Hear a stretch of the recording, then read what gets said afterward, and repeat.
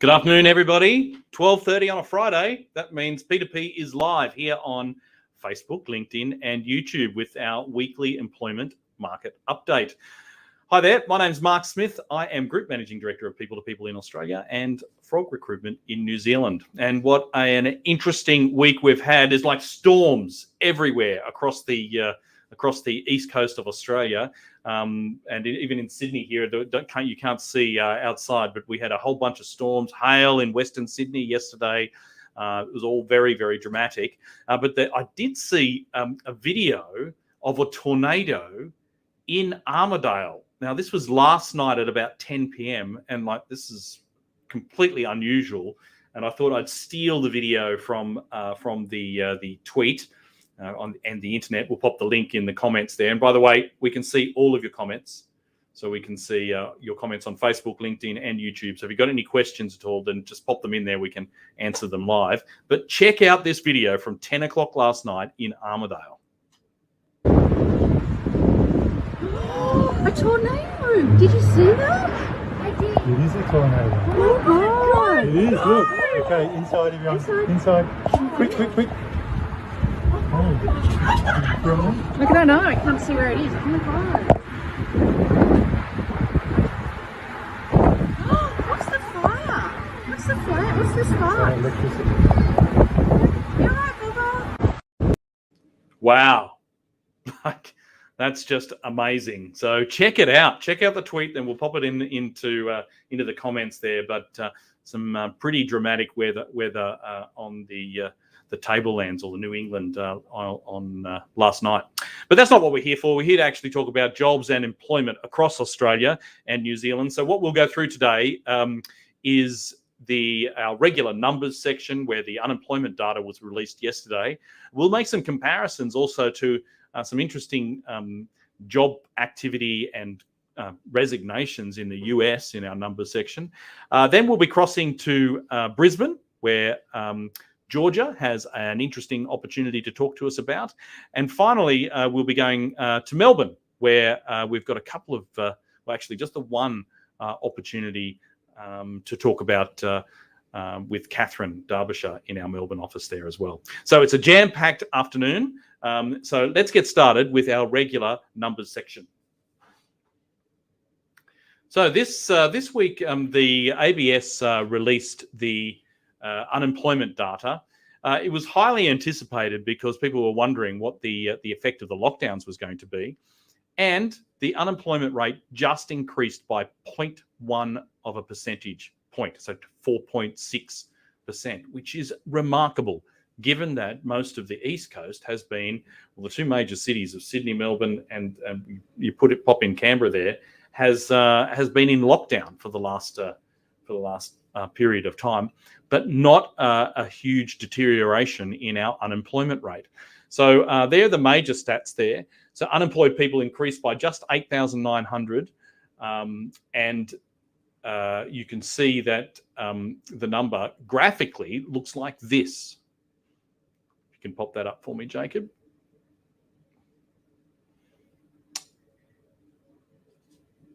Oh yes, so this is the underemployment rate.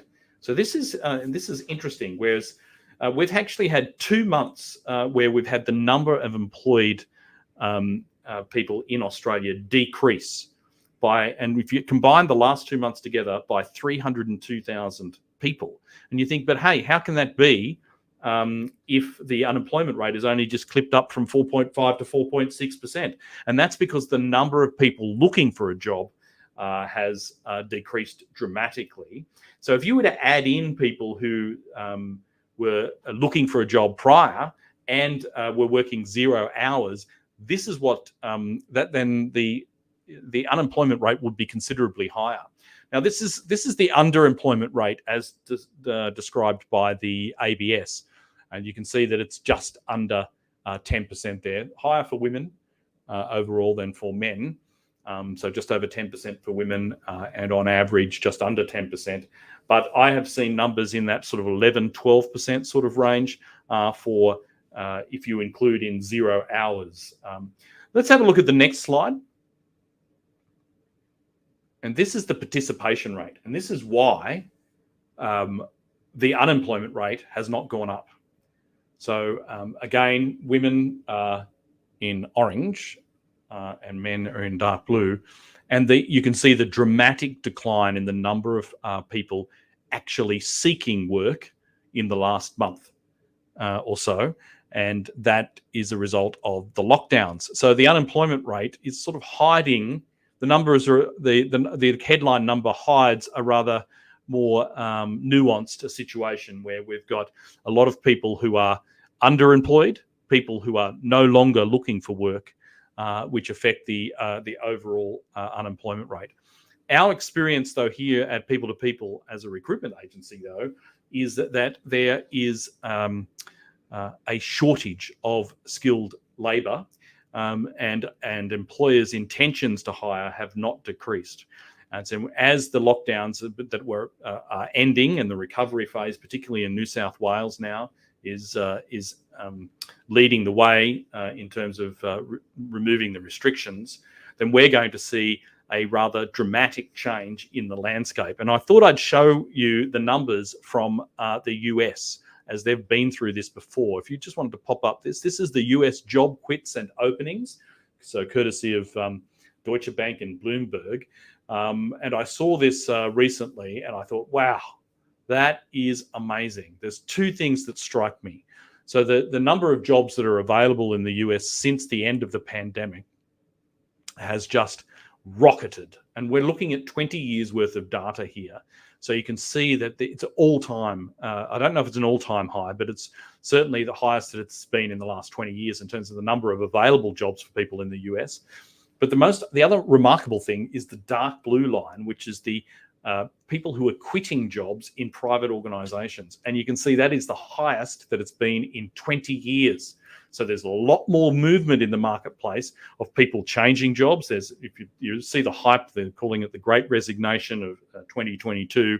Whether that prevails or not, I'm not sure. But if the US experience of opening up is our future, then and you're a job seeker, you should experience a situation where there's plenty of opportunities, but there's also a lot of people who are considering their job and changing as well. So very interesting and bodes well, I think, for those who are looking for new opportunities in 2022. So that's it for the numbers section. Let's now move on, and we're going to cross to Brisbane, where we're going to have a quick chat to Georgia Arnott. But before we do that, there's a video here from Liz Punchin in our Melbourne team. We've actually got a job working for People to People as a graduate recruiter. So check out this video.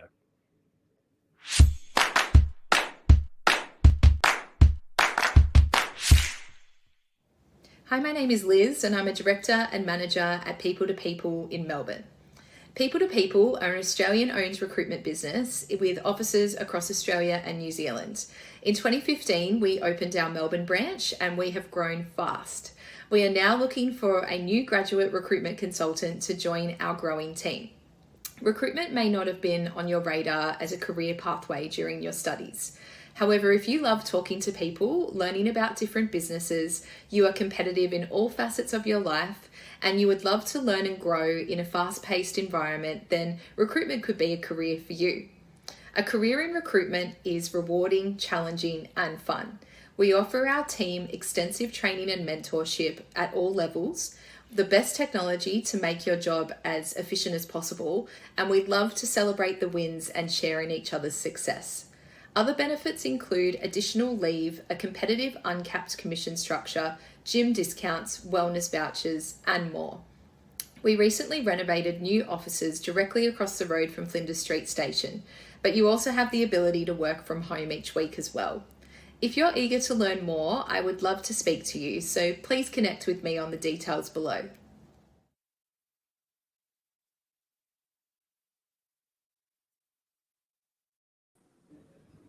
G'day, Georgia. That sounds like a sexy opportunity in Melbourne, but how's it in Brisbane right now? Yeah, not too bad. It's, pretty busy.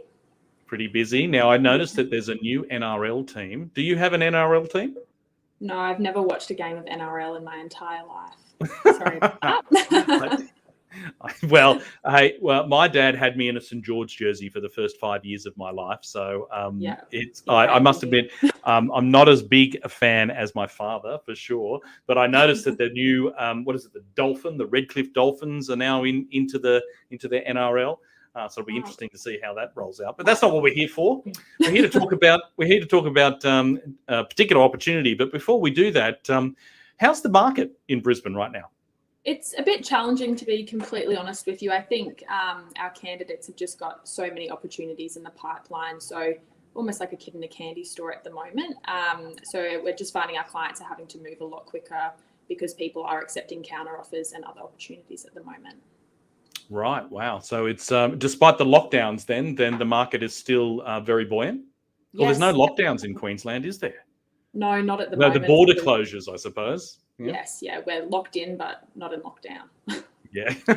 Right. Tell us about the opportunity that you've got. So we've partnered with a national law firm to recruit a permanent opportunity for a legal secretary and assistant. So all the details for the actual job itself can be found in the job ad, but I did want to have a quick chat about the benefits that are on offer with them. So not only is it a central CBD location, really close to public transport, they're also offering a salary package of $71,000 plus an additional 5 days of annual leave per year. They've got flexible working arrangements as well. So they're giving the successful candidate the opportunity to work from home up to 3 days per week, and then you get the other days in the office. And they've got a really good team environment. They really care about sort of the contributions from the people in the office as well. And you do get a free gym membership as well. So really awesome benefits there. And they've got some other wellbeing and social initiatives going on at the moment as well. Cool. That sounds excellent. Now, I noticed that Jacob has popped the link to the job ad in the comments there, which is fantastic. Yeah. But also, if somebody was... sorry, go ahead.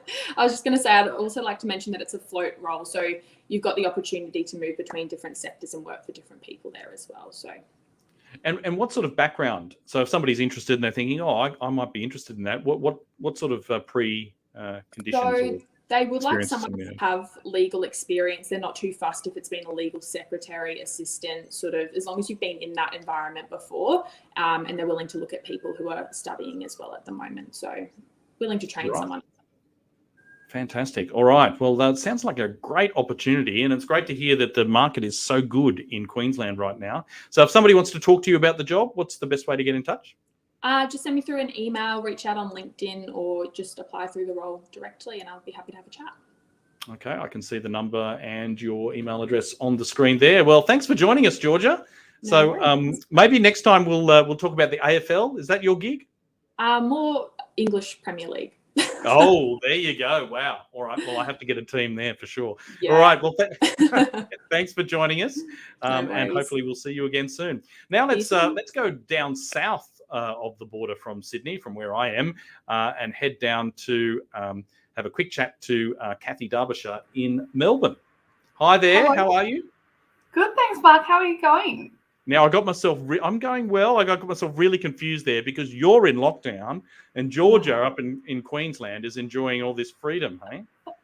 We're very jealous down here. It's been a long time for us in Melbourne. Yeah. So how are you coping? Is it affecting the market at all, by the way, as well? Yeah, look, we are seeing the light at the end of the tunnel, and according to the Victorian roadmap, on the 26th of October, we'll be able to have some more freedom. So, look, we have been quite busy with roles in the past few weeks, both on the temp and the perm side. It's still a very candidate short market, and we're finding that candidates are getting snapped up very fast, the same as they are in Brisbane. And top talent, I guess, are getting snapped up in a few days. And I think virtual interviews as well are just speeding up that process. But we do anticipate, as Melbourne starts to open up, that there'll be more candidate movement. So you think that the lockdown has not really put a dampener on things at all? Oh, there are so many jobs. So I think, I think we will only see it increase as well. Well, I've seen that you saw those stats from the US there that it will, during the recovery phase, it should be really taking off, which is great news for job seekers. So let's talk about the opportunity that you've got. Yeah, beautiful. Thanks, Mark. So I've got a researcher role, which is within a national executive search firm. They're paying up to 100K package for the role. It's a permanent full-time opportunity. They're based in Melbourne CBD, but they are offering a flexible, working from home arrangement, as a lot of firms are at the moment. In this role, you'd be, sourcing candidates using LinkedIn Recruiter, developing networks and talent pools, and keeping up to date with the industry market developments and movements. And we are considering candidates who have a strong experience within talent acquisition and executive recruitment. But we would also consider a graduate for the role. So someone with experience in a corporate environment, and we'd look up to 75K package for a graduate. Yeah, so you don't necessarily have to have worked in a search firm before. It's they're very open to that. Pretty open to that. Just someone who's driven and I guess has a keen interest and a natural problem solver. Okay, fantastic. And if somebody wanted to have a chat to you about that, Jacob's doing his job. And he's popped the link to the job in the comments there as well. So if somebody wanted to talk to you about it, what's the best way to get in touch? Best way is just to give me a phone call or send me an email. I'm also contactable on LinkedIn. Or if you think the role is right for you, go ahead and apply directly through the link that Jacob's provided. Fantastic. All right. Well, fingers crossed about getting out of this bloody lockdown. So if Freedom Day for you guys is the 26th of October, I've got my fingers crossed. I know that the crew here in Sydney and in Parramatta get the chance to return to the office on Monday. So we're very excited about that. So we can actually talk to everybody in person again. So I'm keen to see everybody on Monday. But enjoy the weekend, Kathy, and we'll hopefully see you again soon. See you soon. Great. All right. So we're coming to the end of the broadcast. The last couple of things that we wanted to do is cover off on last week's Twitter poll, which was, now people are coming back to the office. How would you feel about returning to the office where the masks are not mandatory? So here's the results. About 43% said, I don't know, that's cool. There's not a problem with that. But I think, interestingly, 45% of Australians said that they wouldn't want to. So that's a real challenge for employers in navigating the recovery and having people come back to the office. So I know that in New South Wales, that from Monday, once we clip 80% double vaccination, that you don't need to wear a mask in the office. But if 45% of people wouldn't want to come to the office, if that's the case, then it's going to make it an interesting couple of months in terms of navigating the recovery and that return. So it is the Twitterverse, though. You've got to keep that in mind. 700 odd votes on the Twitterverse. Is that really how we feel? Not sure. Let's find out about what we're going to talk about next week. Is returning, I love this, I always feel like it's Love Island or something. Is returning to an ex-employer a good career move? It's like going back to an old boyfriend or girlfriend. Is returning to an ex-employer a good career move?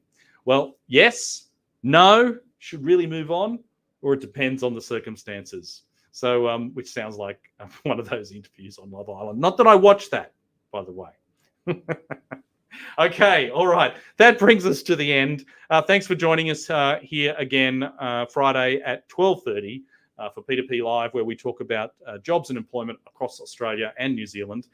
Join us again next week, 12:30, and we'll do it all again. We'll see you then.